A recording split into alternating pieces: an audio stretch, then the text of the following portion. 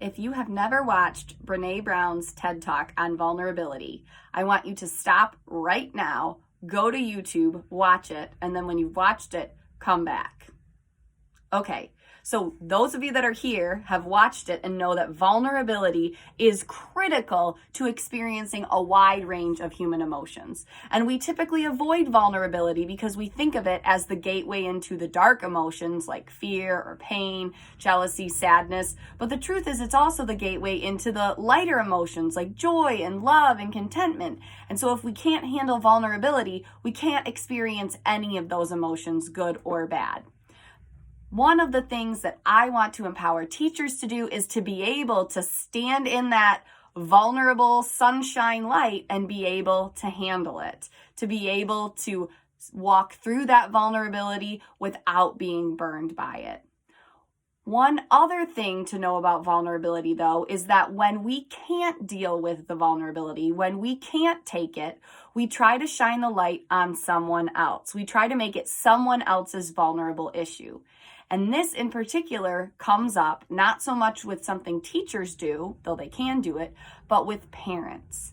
That parents, in talking about their child's weaknesses or behavioral challenges, or just in general, are not emotionally prepared to walk through the vulnerability of talking about their most precious thing in the world, and in particular being worried that anything that might be a problem in their child is a reflection of them.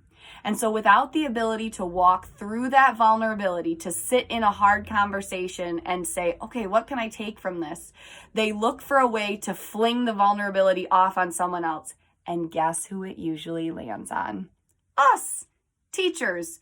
We get it in the form of emails that blame things on us or claim that we're lying, or just that we can get it in a number of ways. But I want you to remember, the next time you get some outrageous parent feedback that's telling you you're not working hard enough, you're not helping my child enough, you don't like my child, anything like that, before you even let yourself consider the possibility of it being true, remember that a response like that is just someone flinging their vulnerability off because they can't handle it.